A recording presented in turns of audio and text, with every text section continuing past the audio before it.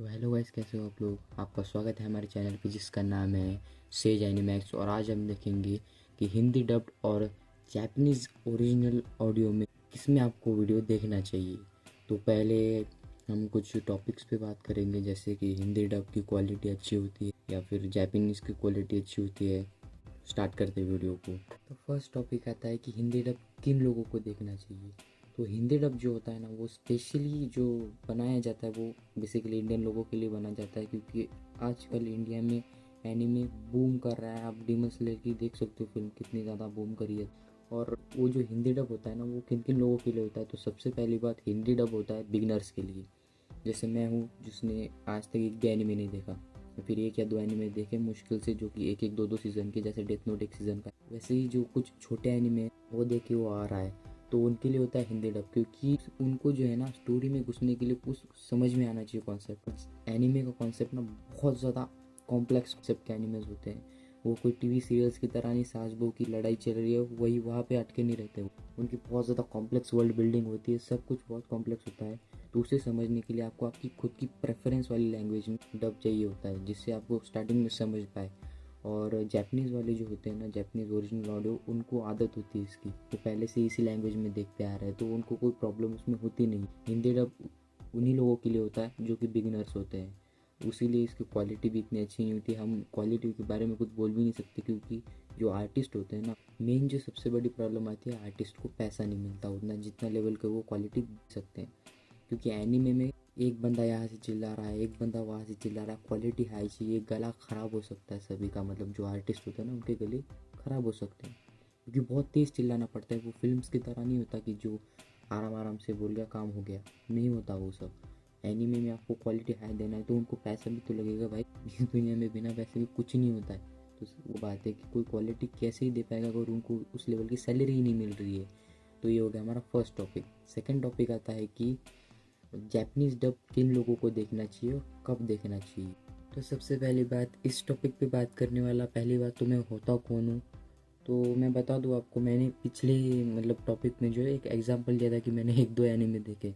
बात ऐसी नहीं, मैंने कई सारे एनिमे देखे। मैंने डीमन स्लेयर देखा है हिंदी डब, मैंने नारुतो देखा है हिंदी डब, नारुतो शिपुडेन मैंने Hindi dub, Japanese, English dub सभी में देख लिए। और फिर मैंने वन पीस भी अब तक 50 से ज़्यादा एपिसोड देख रहे हैं। ब्लीच के जो है 10 से ज़्यादा एपिसोड देख रखे। फिर मैंने डेथ नोट पूरा देख रखा है हिंदी डब में। 18 एपिसोड आते हैं मेरे हिसाब से, अभी मेरे को इतना याद नहीं है। इंग्लिश डब में पूरा देखा है बाद में। फिर मैं अभी जापानीज़ डब में ना स्विच कर रहा हूँ। तो अगर आपको भी जापानीज़ डब में स्विच करना है ना, तो उसके लिए मैं आपको एक टेक्निक बताऊंगा, आप उसे फॉलो कर सकते हो। और वो टेक्निक मेरे हिसाब से 90% लोगों पे तो काम करेगी। मैं बाकी 10% का नहीं बता सकता, क्योंकि हर इंसान सेम नहीं होता है।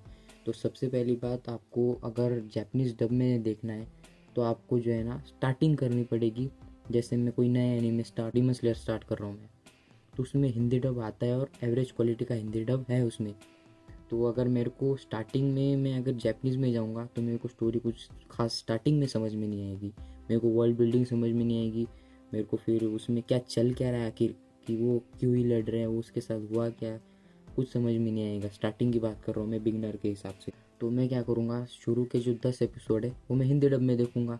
सारी वर्ल्ड बिल्डिंग सारी तो नहीं समझ में आ जाएंगी, लेकिन माइनर लेवल की जो वर्ल्ड बिल्डिंग है वो आप समझ जाओगे 10 एपिसोड के अंदर क्या चल क्या रहा है और क्यों कर रहे हैं सब। तो मैं स्टार्टिंग के सपोज करो मैंने 10 एपिसोड हिंदी में देख डाले, तो उसके बाद क्या होता है कि मेरे को समझ में आ गया कि तांजीरो के साथ हुआ क्या है, उसकी बहन क्या बनी है, क्यों बनी है, क्या हुआ है उसके साथ, सब अपने को समझ जाता है।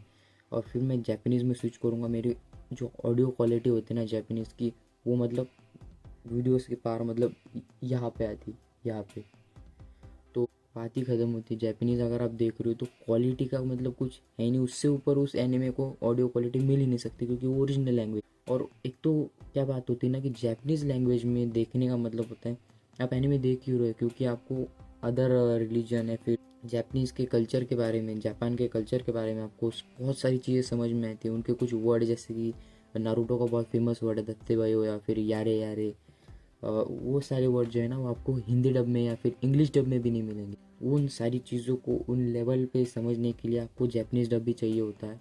तो मेरे हिसाब से मैंने आपको एक टेक्निक बता दी, स्टार्टिंग के 10 एपिसोड आप देख सकते हो हिंदी डब, बाकी का सारा जो देखना है आपको आपकी प्रेफरेंस है। अगर आपको क्वालिटी अच्छी चाहिए और क्योंकि ना अगर आपको बहुत सारे एनिमे देखने मतलब एक के बाद एक आप एनिमे देखना चाहते हो तो अभी तक जो है ना बहुत सारे एनिमे हिंदी डब नहीं हुए। कुछ ही जो बहुत ज़्यादा फेमस एनिमे वही हिंदी डब हुए हैं। तो इसी वजह से ना एक प्रॉब्लम आ जाती है, वही क्वांटिटी के बारे में। आपको क्वालिटी एवरेज मिल रही है, क्वांटिटी बहुत सारी नहीं मिल रही है पर आप देख सकते हो आपका 1-1.5 साल निकल सकता है। अगर आप नारुतो शिपुडेन उसमें रखोगे तो आपके 6 महीने तो निकल जाएंगे। मैंने 3 या 2 महीने में देखा क्योंकि मैं बहुत ज़्यादा देख रहा था, बिंज वॉच कर रहा था क्योंकि मैं फिर समर की वेकेशन चल रही। और फिर जैसे डीमन स्लेयर आ गया, ब्लैक क्लोवर के मेरे हिसाब से जो है ना 70 या फिर 77 एपिसोड हिंदी डब में आते हैं। मैंने स्टार्टिंग के 77 एपिसोड हिंदी डब देखे हैं। मेरे को पता नहीं, चाहता भी नहीं था कि मैं इंग्लिश डब में जाऊँ। फिर मैंने एक वीडियो देखी बीबीएफ भाई की, उसमें कुछ पॉइंट मेरे को बहुत अच्छे लगे थे। उसके बाद से जो है ना मैंने अपना जो हिंदी डब का है उसको जापानीज़ में स्विच कर, और एक पॉइंट और भी आता है क्योंकि बहुत सारे एनिमे जो है हिंदी डब में आते नहीं हैं और मेरे को बहुत सारे मतलब वैरायटी के एनिमे देखने थे। और फिर मेरे को इरेज देखना था, आई थिंक इरेज देखना था मेरे को, तो वो हिंदी डब में आता नहीं। तो मैंने देखा था यूट्यूब पे कि बहुत अच्छी स्टोरी है, मतलब छोटा एनिमे जल्दी ख़त्म हो जाएगा, 12 एपिसोड का एनिमे। तो मैंने सोचा यार इसमें हिंदी डब आता नहीं है, इसकी स्टोरी को बहुत कॉम्प्लेक्स हो सकती है क्योंकि टाइम ट्रैवल की स्टोरी है। तो मैंने सोचा मैं स्टार्टिंग के कुछ एपिसोड ना इंग्लिश डब में देखूंगा। मैंने 2 या 3 एपिसोड इंग्लिश डब में देख, उस कैरेक्टर के साथ हो क्या रहा है वो सब समझ गया। और सब तो नहीं, मतलब कुछ हिसाब से समझ गया कि मैं बोर ना हूँ उस एनिमे को देखने में। तो फिर मैंने क्या किया, मैंने फिर स्विच कर दिया जापानीज़ ऑडियो में। और जापानीज़ ऑडियो में मैं जैसे स्विच किया तो बूम, क्या क्वालिटी आती है भाई जापानीज़ की। मतलब जापानीज़ की क्वालिटी को कोई बीट नहीं कर सकता क्योंकि वो ओरिजिनल। और मेरे को बाद में वो थोड़ा थोड़ा समझ में आ गया। अभी इसमें बात आती है प्रैक्टिस की। अगर आप स्टूडेंट हो, आपको वैसे भी पढ़ना तो है, आपकी जो रीडिंग की स्पीड है वो भी इससे बढ़ेगी, ये आपको हेल्प करेगा। अब ये आप सीरियसली लेते हो या मेरे को तो पता नहीं, आपकी प्रेफरेंस है। बट मैंने जब से एनीमे जापानीज़ में स्टार्ट करा देखना सबटाइटल्स में, ये इंग्लिश सबटाइटल्स में, तो मेरी जो पढ़ने की स्पीड है ना वो कुछ हद तक बढ़ी है क्योंकि एनीमे में जो है वो डायलॉग बहुत फास्टली मूव करते। आपको फास्टली जो होता है ना वो सबटाइटल्स पढ़ने पड़ते हैं जिससे आपकी प्रैक्टिस बढ़ती है सबटाइटल्स की। और यही बात है जो कि आप कंसिडर कर सकते हैं एनीमे को जापानीज़ डब में देखने का। और मैंने टेक्निक भी बता दी, अभी सब कुछ आपके ऊपर है कि आपको देखना इस डब में या नहीं। सबसे पहली बात की, अगर आपको एनीमे में क्वालिटी और उसके कुछ एनीमे के ट्रेडिशंस कल्चर के बारे में आपको जानना है दूसरों के, जापान के, तो आपको हिंदी डब में उतना कुछ अच्छा नहीं मिलेगा।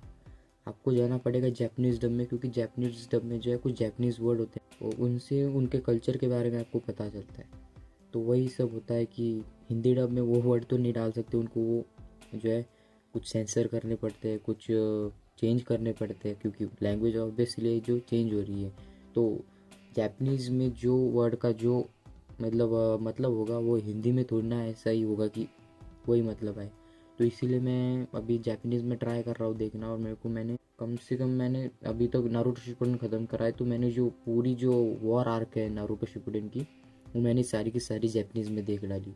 और मेरे को बहुत मज़ा आया क्योंकि मैंने पहले से वर्ल्ड बिल्डिंग मेरे को पता थी क्या चल रहा है क्या हो रहा है क्योंकि मैंने पहले हिंदी डब में देखा। और जब मैंने जापानीज़ डब में स्विच करा ना तो क्वालिटी बहुत अच्छी मिली, डायलॉग्स मेरे को बहुत अच्छे मिले। जैसे दत्ते बॉय, और इंस्टाग्राम पे देखा था मैंने कि बहुत फेमस डायलॉग मैंने यहाँ पे भी सुने, मेरे को बहुत मज़ा आया जापानीज़ डब में। तो ये होती है क्वालिटी की, मतलब आपकी प्रेफरेंस है क्या करना और क्या नहीं। तो बाकी क्या है ना कि जाने तो सब डब वब, आप मेरे को कमेंट में ज़रूर बताना आपकी एनिमे जर्नी कैसी गई है, आपने कौन से एनिमे किस किस लैंग्वेज में देखे हैं, प्लीज़ बता के ज़रूर जाना।